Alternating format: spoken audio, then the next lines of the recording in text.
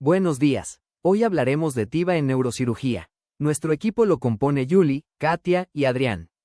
Declaramos no tener ningún conflicto de intereses.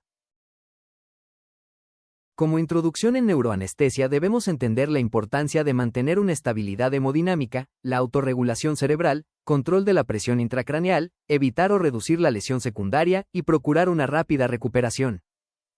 Estos son conceptos importantes que debemos dominar para tener un mejor entendimiento del tema. Aquí les dejamos el concepto, su definición y su valor normal para que puedan checarlo después con más precisión.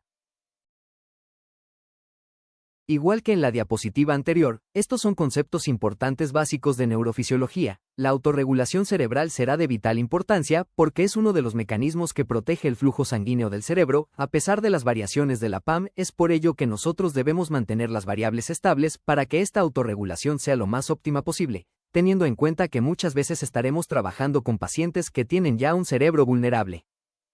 A continuación les muestro unas imágenes con los efectos del propofol en el cerebro. Es importante siempre recordar los mecanismos de acción del fármaco en nuestro órgano diana.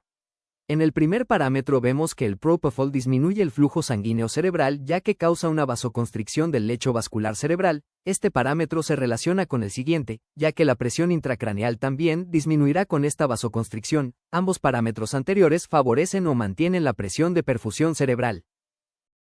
Dato muy importante es que el propofol preserva la autorregulación cerebral y también la reactividad al dióxido de carbono. El propofol va a preservar la capacidad de acoplamiento flujo-metabolismo. Esto es importante ya que muchas veces estaremos con pacientes que ya tienen un cerebro vulnerable. El propofol reduce el metabolismo cerebral ayudándonos a que sus necesidades de oxígeno y glucosa sean menores. Esto siempre nos favorecerá ya que es un mecanismo para la protección de la injuria, llamándolo así a la cirugía o el mecanismo lesión que lo llevó a la cirugía. Además existe evidencia científica que el propofol es un fármaco neuroprotector por reducir la excitotoxicidad y por sus propiedades antioxidantes. Y tiene una recuperación predecible y relativamente rápida para valoraciones neurológicas tempranas. Ahora hablaremos de los efectos de los anestésicos inhalados en el cerebro. Estos causarán un aumento en el flujo sanguíneo cerebral por causar vasodilatación directa en el lecho cerebral, por consecuencia incrementan la presión intracraneal, y con ello pueden comprometer la presión de perfusión cerebral. Además de que pueden alterar la autorregulación cerebral de forma dosis dependiente, alterando la capacidad de los vasos para responder ante los cambios de presión.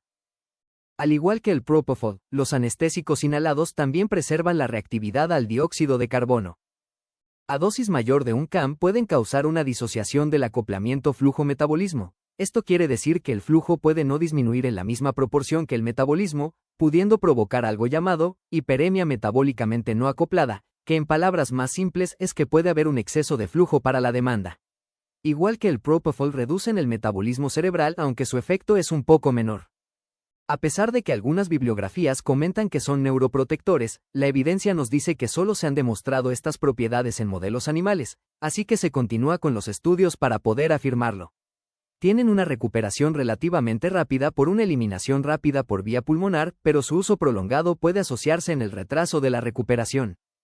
Ahora les platicaré de este artículo que se titula Relajación cerebral usando anestesia con desflurano y anestesia total intravenosa en pacientes sometidos a craneotomía por tumores supratentoriales, un estudio controlado aleatorizado. El artículo es de la revista BMC Anesthesiology con un factor de impacto de 2.2 publicado en 2023. El objetivo principal de este artículo fue comparar si la relajación cerebral es mejor, igual o peor con dos tipos de anestesia, con desflurano o TIVA. En las craneotomías es fundamental que el cerebro esté relajado. Si está tenso al cirujano, se le puede complicar la técnica quirúrgica y se puede dañar tejido cerebral sano. Como objetivos secundarios, también se midió el tiempo de despertar y extubación, la recuperación de la función cognitiva y las complicaciones como náuseas, vómitos, taquicardia, hipertensión y agitación. Es un ensayo clínico controlado, aleatorizado, prospectivo y unicéntrico. Se realizó en el Hospital Beijing Tiantan en China en el periodo de enero a agosto del 2021, se analizaron 110 pacientes, 55 en cada grupo, se utilizó el enmascaramiento, en donde los neurocirujanos que evaluaron la relajación cerebral no sabían qué anestesia recibió cada paciente. Se evaluó la relajación cerebral con una escala de 4 puntos. Como resultados, obtuvimos lo siguiente. El resultado principal fue que no hubo diferencia significativa en la relajación cerebral entre los dos tipos de anestesia. Llegaron a la conclusión de que las técnicas eran equivalentes. En cuanto al tiempo de despertar y extubación, el resultado fue significativo a favor de la técnica con desflurano, con un despertar de 3 minutos antes y una extubación de 4 minutos antes. En la recuperación cognitiva, a los pacientes con desflurano tenían mejor función cognitiva, pero a los 30 minutos la diferencia desapareció. En las complicaciones, el desflurano causó más taquicardia, náuseas y vómitos, a pesar de que todos los pacientes recibieron prevención para náuseas y vómitos postoperatorios.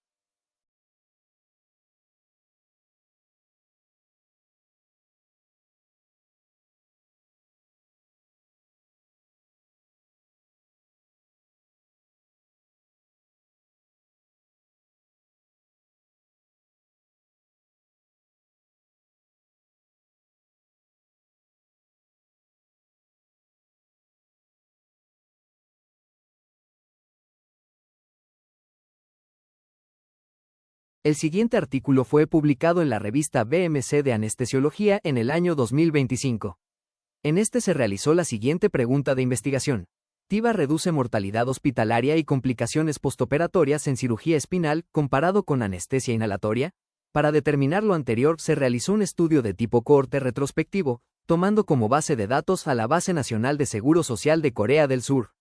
Esto permitió a los investigadores tener una gran muestra para el estudio. La población fue estudiada en el periodo de enero de 2016 a diciembre de 2021.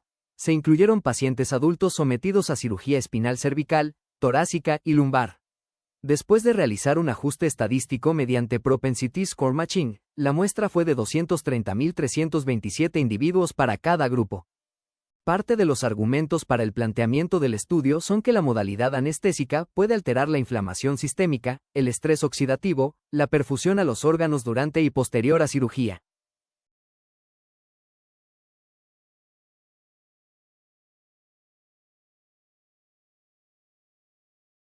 Los resultados obtenidos fueron los siguientes. La mortalidad intrahospitalaria con Tiva fue de 0.10% y en anestesia inhalada de 0.13%. En las complicaciones postoperatorias se incluyeron lesión renal aguda, sepsis, neumonía, tromboembolia pulmonar, infección de herida, falla hepática, infección de tracto urinario. En general, las complicaciones operatorias en el grupo de Tiva fueron 11.8% y en el grupo de anestesia inhalada 14.2%. Las complicaciones que se redujeron con Tiva sobre anestesia inhalada fueron lesión renal aguda, sepsis, infección de herida, tromboembolia pulmonar, etc. En conclusión, respecto a cirugía de columna, la Tiva basada en propofol se asoció con menor mortalidad intrahospitalaria, menos complicaciones postoperatorias comparado con anestesia inhalatoria. Los mecanismos propuestos para los resultados son propiedades antiinflamatorias del propofol, como la disminución de producción de interleucinas, factor de necrosis tumoral alfa, etc. Este artículo se publicó en la Stroke de la American Heart Association en el año 2022. El objetivo del estudio fue comparar si la anestesia inhalada ofrecía mayor protección que la anestesia intravenosa contra vasoespasmo angiográfico, isquemia cerebral tardía, DCI. Resultado neurológico hospitalario en pacientes con hemorragia subaracnoidea aneurismática sometidos a reparación del aneurisma. El tipo de estudio fue retrospectivo, observacional, multicéntrico, 2 hospitales académicos en Estados Unidos. La población de muestra consistió en 179 pacientes para el grupo de anestesia inhalada y 206 para el grupo de Tiva. Los principales resultados obtenidos fueron: 1. Vasoespasmo angiográfico se presentó en 32% de pacientes con anestesia inhalada y en 52% de pacientes con Tiva. 2. En isquemia cerebral tardía, se presentó en 21% de los pacientes con anestesia inhalada y en 40% de pacientes con Tiva. 3. El estado neurológico al egreso no se encontró diferencia significativa entre ambas técnicas utilizadas.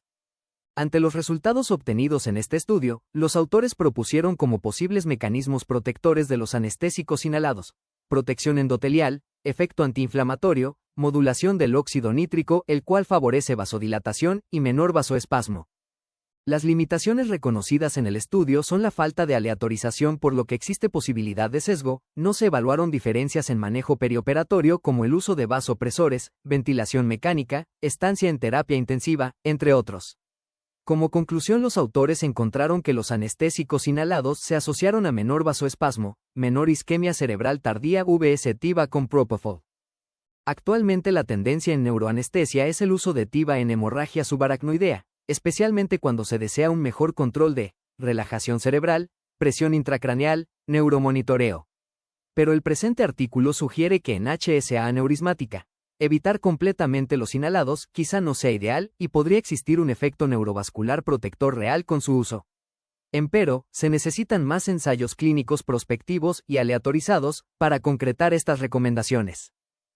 Otra de las ventajas del uso de la anestesia intravenosa total es que permite un adecuado monitoreo electrofisiológico durante este tipo de intervenciones quirúrgicas.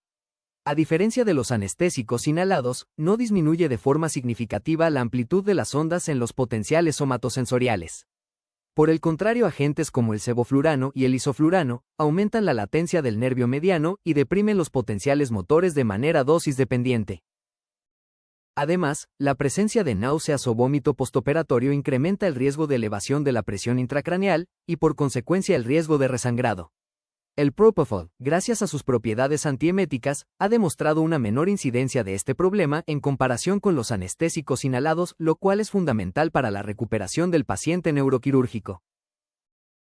Este ensayo clínico incluyó a 64 pacientes que requerían monitorización neurofisiológica durante cirugía de columna cervical.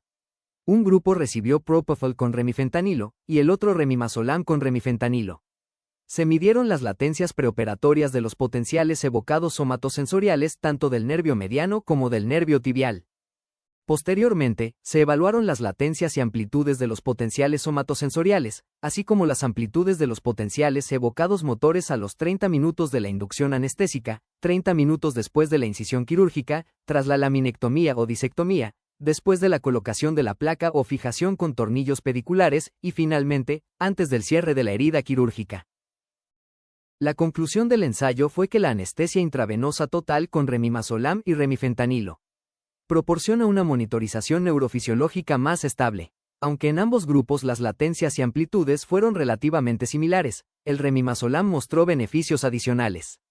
Entre ellos una menor necesidad de fenilefrina y menor variabilidad en la frecuencia cardíaca.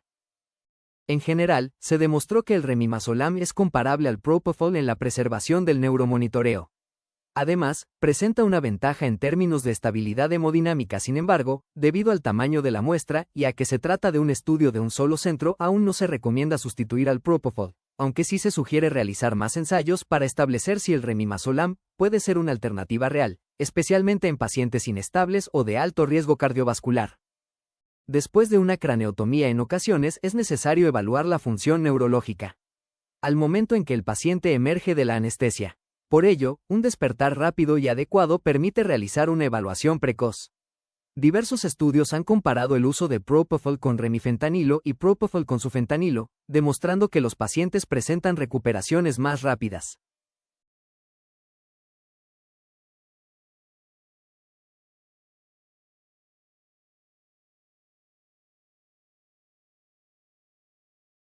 En algunos casos, el cirujano requiere la colaboración del paciente durante la cirugía, especialmente para evaluar la resección de lesiones cercanas a áreas funcionales, como el lenguaje, la visión o las áreas motoras. En este contexto, el propofol continúa siendo la primera elección debido a su vida media corta, que permite un despertar en aproximadamente 5 a 15 minutos. Tras suspender la infusión con una recuperación rápida y predecible.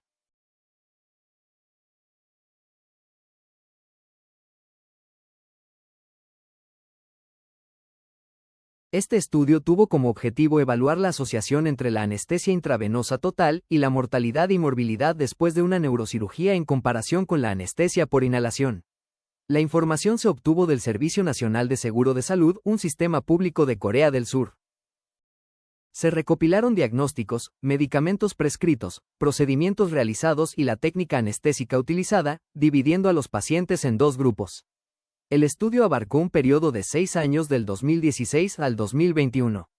Tras aplicar los criterios de exclusión, se incluyeron 144.506 pacientes, de los cuales el 45.3% recibió anestesia intravenosa total y el 54.7% anestesia por inhalación. Los desenlaces principales del estudio fueron la mortalidad a 90 días y las complicaciones postoperatorias. Dentro de estas complicaciones se incluyeron eventos coronarios agudos, insuficiencia cardíaca, embolia pulmonar, insuficiencia hepática aguda y subaguda, lesión renal aguda, sepsis, infección de la herida quirúrgica, neumonía e infección del tracto urinario. La conclusión fue que no existe una diferencia significativa en cuanto a la mortalidad entre ambos grupos. Sin embargo, la anestesia intravenosa total se asoció con menores tasas de complicaciones postoperatorias hasta en un 12% menos. Esto refuerza su uso como una estrategia favorable en neuroanestesia. Gracias por su atención prestada. Esperamos que esta información les sea de ayuda para su práctica clínica diaria. Nos vemos hasta la próxima. Goodbye.